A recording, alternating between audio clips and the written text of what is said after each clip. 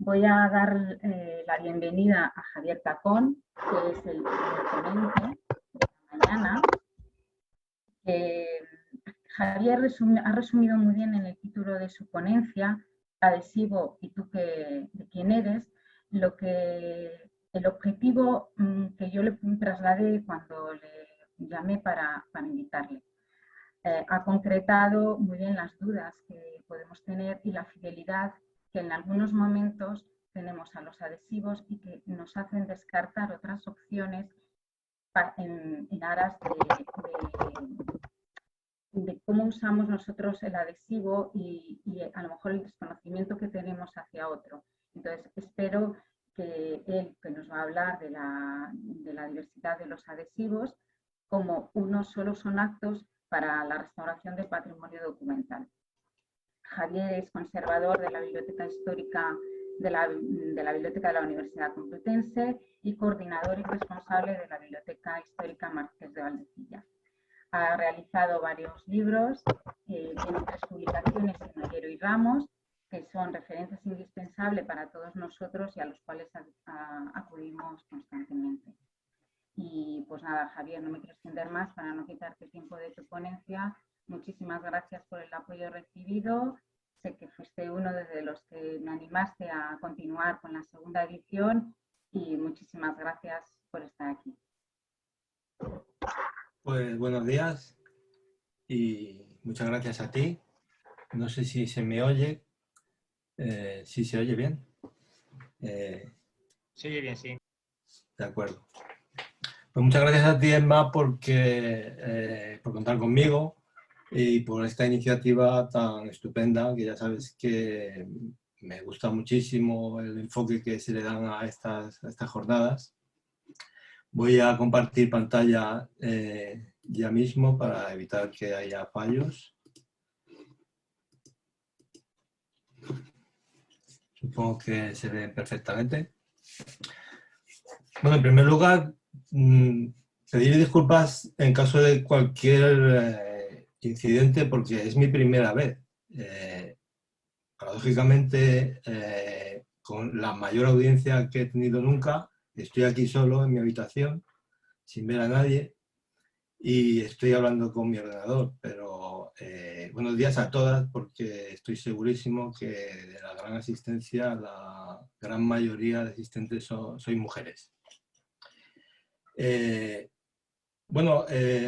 Es un honor romper el hielo con mi presentación para estas jornadas, que seguramente serán bastante jugosas en cuanto al tema, que es muy importante. He de decir que cuando Emma me propuso dar esta charla, pues yo era un poco reticente, aunque sé que ella no iba a aceptar un no por respuesta, porque yo ya hace bastante tiempo que dejé la restauración, no me malinterpretéis, dejé la restauración porque tengo otras tareas más relacionadas con la gestión del departamento de conservación, con la conservación, que sabéis que es muy importante, y toda la técnica actual de nuevas técnicas en cuanto a geles y todas estas cuestiones, pues las tengo vistas como información, pero no las practico, ¿no? Bueno, para presentarme, el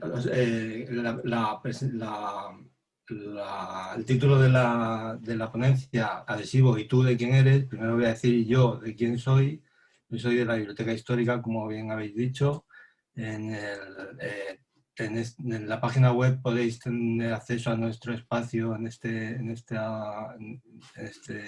icono, también a nuestro blog y al Facebook, donde pues colaboramos bastante en cuanto a publicaciones, etc.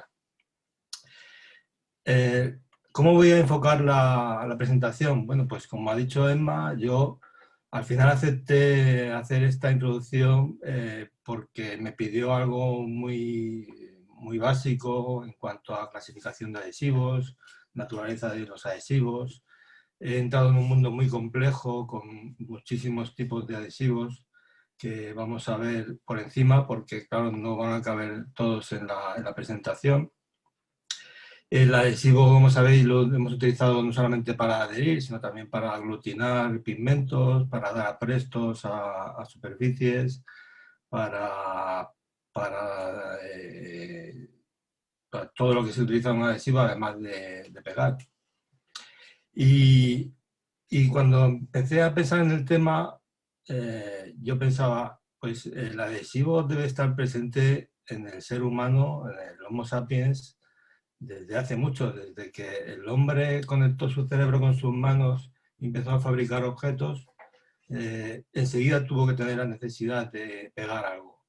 Y efectivamente, los primeros vestigios del uso de un adhesivo por el ser humano, hablo de ser humano que ni siquiera todavía nuestra especie, eran nuestros primos los neandertales, los que empezaron a utilizar este alquitrán de corteza de abedul, que se utilizó los primeros en estas investigaciones que veis aquí, que cuando el vídeo esté grabado y podáis parar y podéis ver tranquilamente el título, veréis que son muy interesantes.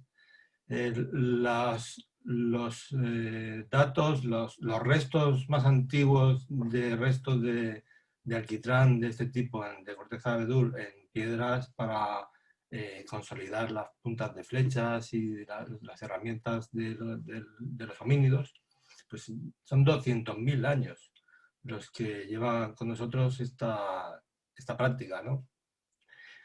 Y este mismo tipo de adhesivo perduró durante muchísimo tiempo, porque en el hallazgo de esta persona, que le han puesto este mote, Otzi, es una persona que se encontró en los Alpes bajo el hielo de un glaciar, tiene 5.200 años de edad y se ha investigado muchísimo porque apareció con todos sus vestidos, con sus armas, etcétera.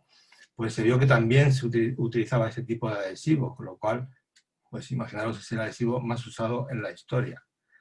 En el caso de Otzi, luego estaba envuelto en fibras de piel y fibras vegetales para adherir más al mango de la herramienta.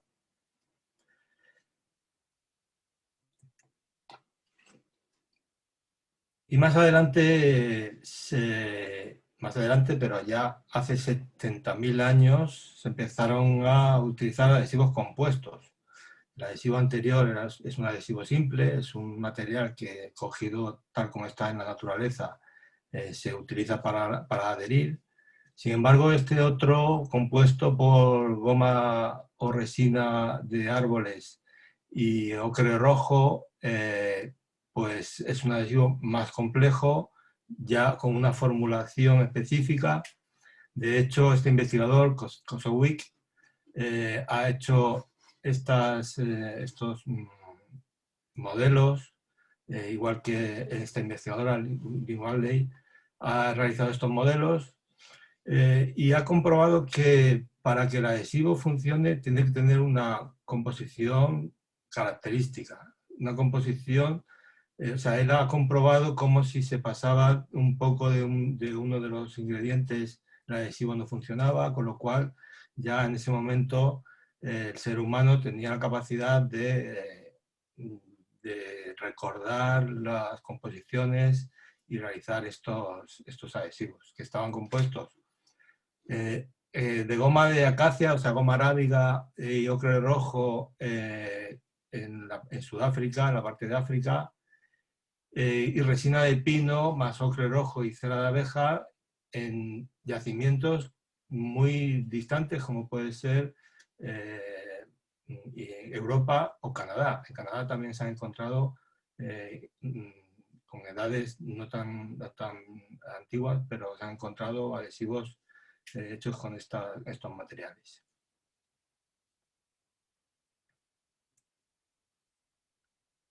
Pues ahora vamos a dar un salto de miles de años y vamos a venir a la actualidad. En la actualidad tenemos la oportunidad de pegar sin adhesivos. el primer ejemplo sería este.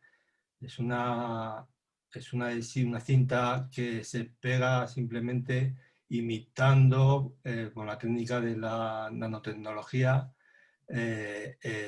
las patas de la salamanquesa o el gecko, que como sabéis es capaz de escalar como Spiderman por las paredes, por el techo, incluso por el cristal. Y se ha imitado estos filamentos a escala nanoscópica, y aquí podéis ver a un investigador realmente no sé quién es, probando la eficacia de ese adhesivo, pegándolo en un cristal en el techo y colgándose de él. O sea que es un adhesivo fuerte sin adhesivo. Y también podemos encontrar algo parecido con el uso de la nanocelulosa. También la nanotecnología parece ser que es el futuro. En diversos proyectos de investigación referentes a la nanocelulosa se ha encontrado que la aplicación de esa celulosa nanoscópica en el papel consigue la reparación de grietas, la consolidación del soporte, simplemente por los enlaces químicos que la propia fibra de celulosa hace con la celulosa del objeto original.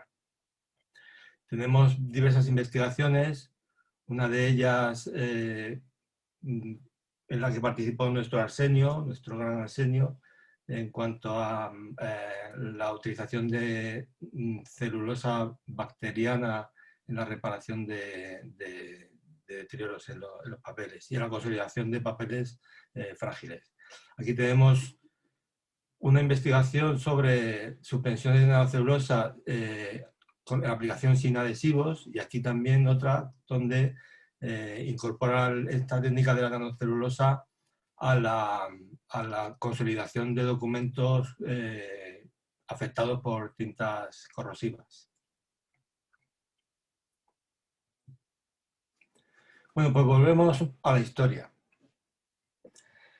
Como comentábamos, los adhesivos son consustanciales al ser humano.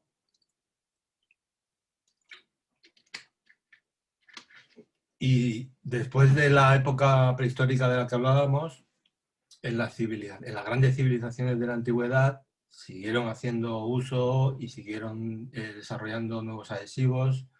En Babilonia se utilizaba sangre como adhesivo, que hablaremos de ella después, y más proteínas animales.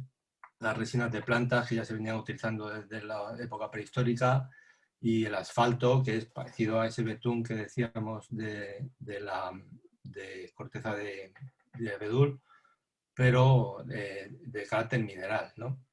Se utilizaban sobre todo también como argamasa para la unión de ladrillos y hacer las construcciones.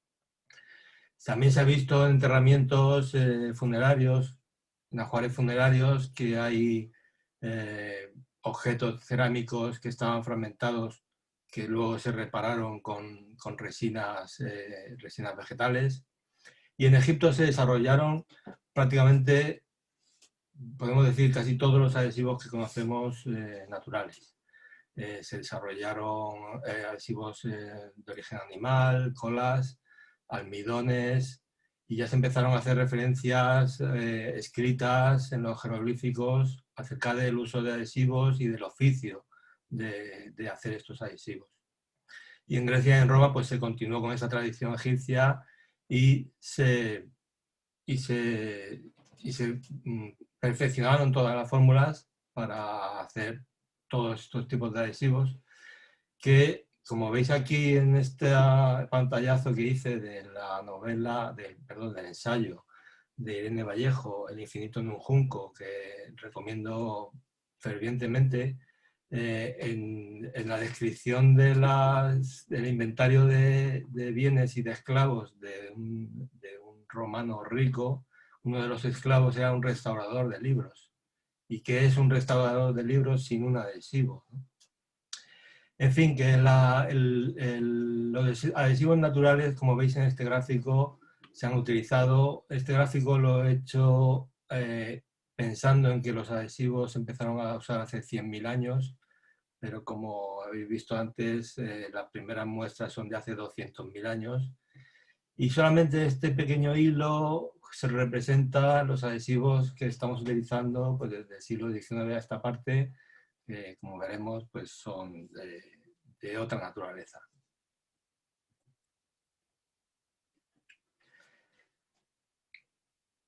Entonces vamos a empezar con la descripción de la sistematización de los adhesivos en cuanto a su origen. Vamos a empezar con los adhesivos naturales de origen animal. Podemos primero mencionar la albúmina como adhesivo que está presente en la clara de huevo, que se ha utilizado mucho como aglutinante de pinturas al temple, y la sangre, que también contiene albúmina, que es la que tiene ese poder de adhesión. Aquí podéis ver una fórmula tomado de este libro, de este manual típico del siglo XIX, donde se habla de la cola china, que es una mezcla de sangre y cal viva. Supongo que la cal viva haría precipitar todos los elementos orgánicos sólidos de la sangre y dejaría libre la albúmina, que es lo que realmente tiene ese poder de adhesión. Y la caseína de la leche, que también es un adhesivo tradicional que se ha utilizado desde las civilizaciones antiguas y que se sigue utilizando ahora como un adhesivo natural. Pero, como sabéis, en caso de adhesivos de origen animal, pues la estrella serían las colas y las gelatinas, fabricadas a base de extraer el colágeno de esos tendones y huesos que podéis ver en las fotografías. Aquí podéis ver el contenido de colágeno en diferentes tejidos. El hueso desmineralizado se refiere al hueso en el que nosotros hemos disuelto el carbonato de calcio del hueso y dejamos solamente el colágeno. Como veis, el hueso, los tendones, la piel y los cartílagos, son las partes, en este caso del ser humano, pero no diferenciamos nada en cuanto a los otros mamíferos, el más contenido en colágeno. Y también se sabía que, como veis aquí, que los animales viejos y flacos dan mejor cola que los jóvenes y gordos, porque tienen más colágeno y menos grasa. Bueno, en cuanto a la fabricación de las colas y las gelatinas, tenemos que diferenciar entre la extracción ácida, que daría la gelatina de tipo A, y la extracción básica o alcalina, que daría la gelatina de tipo B, que sería pues, la más adecuada en cuanto a que no subiría el pH del adhesivo. En todo caso, como veis en estas fotografías, los huesos y los tendones aquí están deshidratados. En este caso es una salazón que está tomado de internet como huesos para alimentación, ¿no? Pero también para hacer la cola también se preparaban los huesos previamente para limpiarlos de todo tipo de grasa y de carne y de sangre. Se sumergían en cal viva y luego se dejaban secar para almacenarlos y en el momento que hubiera que hacer el pegamento, pues remojarlos durante bastante tiempo para eliminar todos los restos de cal y hacer la cocción de la materia para extraer el colágeno y hacer la gelatina o la cola. Esta fabricación hay que tener en cuenta que ya se sabía desde hace mucho tiempo que cuanto más temperatura y más tiempo de cocción se haga, la cola va a ser de peor calidad, de menor calidad. De hecho, en el siglo XIX se menciona que alguien cuando se inventó la cocción a presión, donde la temperatura de cocción sube más de los 100 grados, pues la eficiencia era mayor para la extracción del colágeno, pues se extraía más colágeno en menos tiempo. Pero se veía que la calidad de la cola era bastante menos importante, ¿no? Era una cola de menor calidad. En este caso, en la fabricación de estas colas y gelatinas, pues tenemos que tener en cuenta que la purificación en cuanto a filtrado, decantación, calidad de la materia prima, etcétera, nos va a dar unas gelatinas más claras o más turbias. Y también tenemos que tener en cuenta el grado Bloom. El grado Bloom, que es lo que mide la capacidad de gelificación de la gelatina o de la cola animal.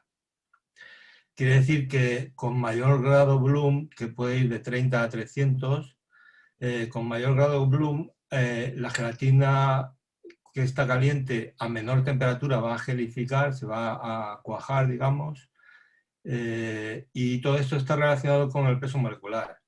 Y nos viene bien saberlo porque la temperatura a la que nosotros vamos a aplicar la gelatina para que pueda penetrar, pues depende de estos grados Bloom. También el peso molecular indica la capacidad de consolidación de esta gelatina. Cuanto más peso molecular, la cadena es más larga y la consolidación va a ser mayor. Bueno, nosotros tenemos, en los manuales del siglo XIX se pueden aparecer pues, decenas de tipos de cola, como podéis ver, aquí pongo algunas. Las calidades están relacionadas con la forma de fabricación, con la materia prima. Aquí veis la primera que llamaban cola blanca, que nosotros ahora la cola blanca, que veremos después, para nosotros es otra cosa, donde se utilizaban animales jóvenes. Y la cola clara, que también está muy relacionada con la cola blanca, pues son colas donde la cocción es muy breve, la primera cocción, y se sabe que este tipo de colas pues eran las más fuertes para las más indicadas, por ejemplo, para trabajos de carpintería, pero con el inconveniente de que gelificaban muy rápido, con lo cual había poco tiempo para, digamos, unir las piezas sin que la gelatina se convirtiera pues, en ese gel, ¿no? Tenemos la cola fuerte de huesos, que es la que se ha utilizado tradicionalmente en la encuadernación. Cola de pergamino, que se hacen con la cocción de restos de pergamino. Cola de guantes, con restos de pieles de guantes. Todo esto está visto en los libros de secretos del siglo XIX. Y luego cola de Flandes, de Holanda, cola de París, se supone que hace referencia pues, a colas de importación de industrias bien consolidadas, en este caso en el extranjero. La primera industria importante de fabricación de cola fue en Holanda a finales del siglo XVII. Tenemos la cola fuerte líquida, que ya se vendía líquida para su uso. Yo supongo que se conseguiría que la cola no se cuajara a temperatura ambiente, pues con la adición de alumbre, que era bastante común, el alumbre como aditivo para la desinfección de la cola, para que no se descompusiera rápidamente, y para disminuir la temperatura de gelificación. Esto lo sabemos en la fabricación de papel, cuando se introdujo la gelatina como apresto del papel. La adición de alumbre pues permitía eso, ¿no? No tener que gastar mucha energía calentando la gelatina y evitar la putrefacción. Y tenemos las colas de pescado, pues que también es colágeno de otra procedencia, de las vejigas del pescado. De todo esto seguramente hablaréis mucho. Y luego otras colas de pescado que parecen designadas como cola de tabla, cola de abadejo, que son de menor calidad, porque seguramente no solamente se utilizaban las vejigas, sino que se utilizaban espinas y otras partes del pescado. Bueno, pues hablando de la procedencia de las plantas, pues tenemos las diversas gomas. Generalmente se habla de gomas cuando son solubles en agua o de resinas cuando no son solubles en agua, pero tenemos excepciones como la goma laca, que no es soluble en agua, pero tiene ese nombre de goma, que no es vegetal. La goma laca procede de un insecto, pero se recoge en el árbol donde ese insecto pues, prolifera. La goma arábiga, que sería la más tradicional, pues procede de la resina de la acacia. Es una industria bastante importante en África. La goma de tragacanto es el aglutinante tradicional de la pintura al pastel. La goma de cerezo y de albaricoquero y de ciruelo sería el sustituto de la goma arábiga en recetas de tinta o en cualquier tipo de uso, porque la goma arábiga no deja de ser un producto que en ese momento era pues un poco de lujo, ¿no? El ajo, que se ha utilizado mucho también para la adhesión de pan de oro sobre metales, por ejemplo, tiene los que cocinéis, las que cocinéis y los que cocinamos sabemos que el ajo tiene un mordiente bastante importante. Y el caucho, que es la savia del árbol correspondiente, que se ha utilizado como adhesivo, y también junto con la colofonia, que veis aquí abajo. La colofonia es la resina de pino. La resina de pino, después de haberse extraído la esencia de trementina, ¿no? Digamos, los restos que quedan de hacer la esencia de trementina. Se ha utilizado junto con el caucho para la formulación de las primeras cintas autoadhesivas, los primeros adhesivos de contacto. En cuanto a las algas, a la garga y al funori, pues dejo que habléis de ellas a vosotros, porque, como yo os he dicho antes, mi experiencia con los adhesivos acaba hace bastante tiempo, y estos, pues yo la verdad es que no los he probado muy bien, pero las referencias que tengo son verdaderamente positivas. Bueno, como os he dicho, en África la goma arábiga es una fuente de una industria importante, no solamente porque ya se utiliza como adhesivo un poco, pero es un aditivo alimentario, el E414, en la goma arábiga. Se utiliza, como veis, pues para chicles, para chuches y para espesante de bastantes alimentos. Bueno, vamos a empezar ahora ya con el almidón. El almidón, que, como veis aquí en estas fórmulas, es muy parecido a la celulosa.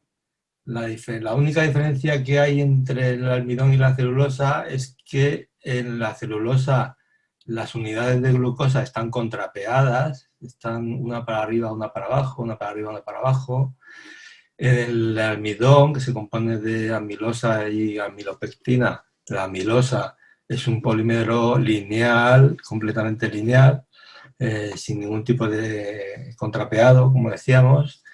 En este caso es una diferencia muy pequeña, pero muy importante, en el sentido de que esta estructura de la celulosa permite que los puentes de hidrógeno, tanto intracelulares como intercelulares,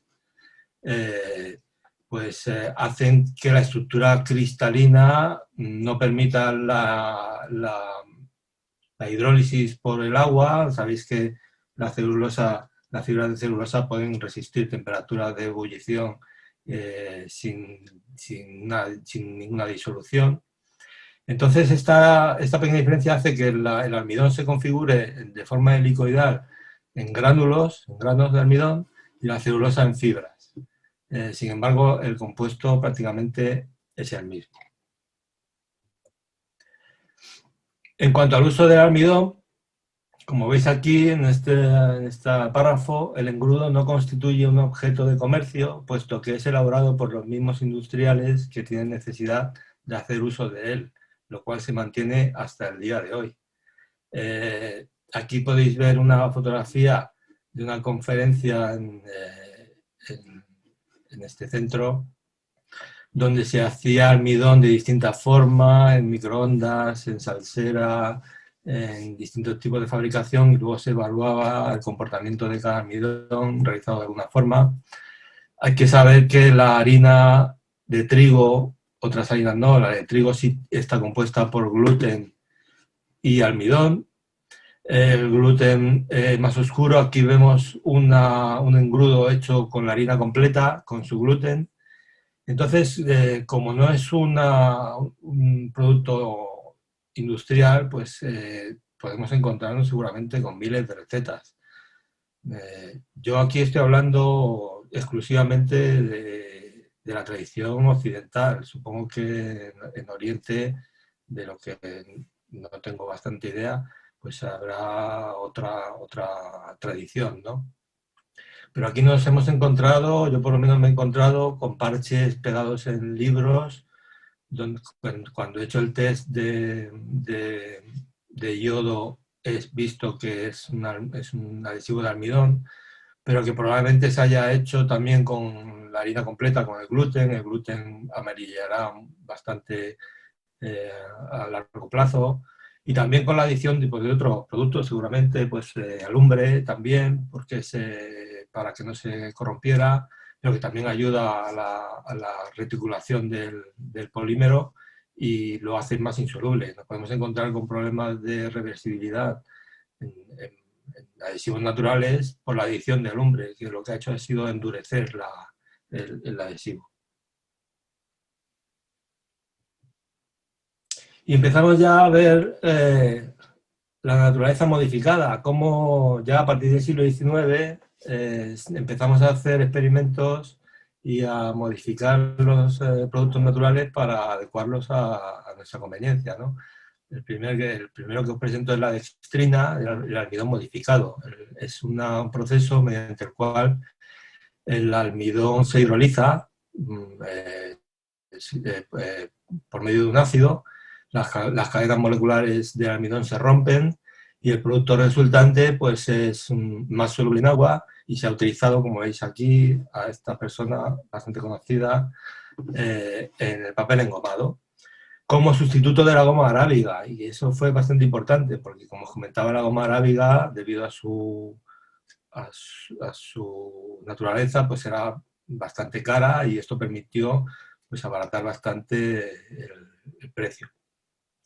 Tenemos un almidón de cadena más corta y que un poder de adhesión bastante importante en cuanto a mordiente, ¿no? Habéis visto cuando mojamos un sello, el adhesivo se queda bastante mordiente.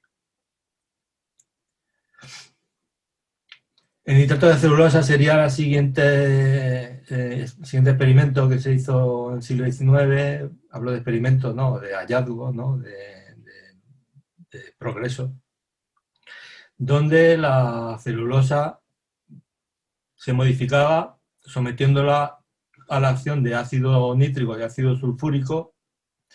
Y entonces los grupos NO2 se situaban en la cadena celulósica, dando lugar a un producto más parecido al plástico que a la propia celulosa, ¿no? Que sirvió para hacer objetos como estos que veis aquí, de imitación de Carey, que sirvió para hacer el soporte de celuloide, que conocemos muy bien, y el barniz al colodión. El colodión es que es una mezcla del nitrato de celulosa con disolventes, creo que éter y alcohol, y también sirvió para la formulación de los primeros adhesivos que son plásticos disueltos en un disolvente.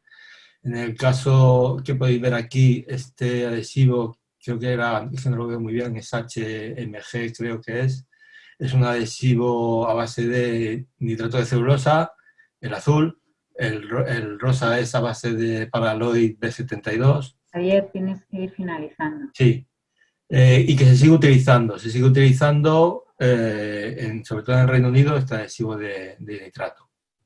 El acetato de celulosa, que se desarrolló también como modificación de la celulosa a base de sustitución de esos radicales por los grupos acéticos, y que se utilizó para la laminación de papeles frágiles en los primeros años 20, sobre todo en Estados Unidos. Aquí veis esta prensa caliente que plastifica con acetato y que resultó en uno de los fiascos más importantes en cuanto a la restauración.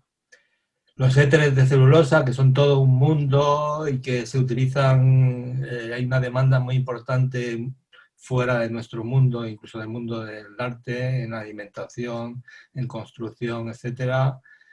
donde los radicales celulósicos se intercambian por estos radicales dando lugar a estos productos, que tienen unas características diferentes unos y otros.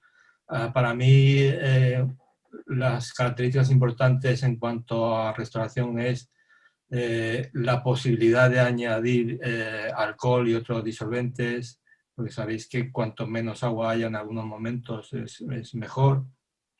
Y también el hecho de que sean insolubles en agua muy caliente, en el caso de la metilcelulosa o del tilosa, que sean insolubles en agua muy caliente nos conviene para algunos tipos de tratamientos. Y luego, para finalizar, pues todas las resinas acrílicas de poliéster, polivinílicas que se han desarrollado en el siglo XX, que han dado lugar a emulsiones acrílicas y resinas como el Paraloid, emulsiones en agua con los distintos tipos de cola blanca, la de acetato de polivinilo o la EVA, que es de acetato de vinilo y etileno, que es algo más aceptada para la conservación, la poliamida, el polietileno, que se ha utilizado también para laminaciones en caliente. Y bueno, ya para finalizar, daros las gracias y bueno, la última diapositiva es como un poco de esperanza para algunas personas, me incluyo yo, donde aunque perdamos la cabeza, pues todo tiene arreglo. Muchas gracias. Muchas gracias, Javier, por la presentación y sobre todo por resituarnos de dónde partimos, de las gomas naturales, y cómo la industria química ha podido reproducir y está trabajando, bueno, desde que sus orígenes está reproduciendo con todos sus recursos, los que tiene al alcance, los orígenes naturales. Y el poder adhesivo que encontramos en las plantas, en vegetales y, como tú dices, la reticulación de los animales. Has hecho una magnífica clasificación donde has mostrado y realizado con datos tanto de bibliográficos como de conocimiento personal, cómo se buscaba siempre elementos para evitar la putrefacción, con aditivos, como sabían que el gluten amarillaba y además tengo que agradecer sinceramente que la última diapositiva que has puesto es el objetivo del curso, es el miedo, como dices, a enfrentarnos a cosas, a adhesivos que desconocemos, como tú has dicho, lo de las algas Funori, y espero que con estas 2 jornadas todos seamos capaces de conocer mejor los adhesivos y no tener miedo a poder probar y trastear con ellos.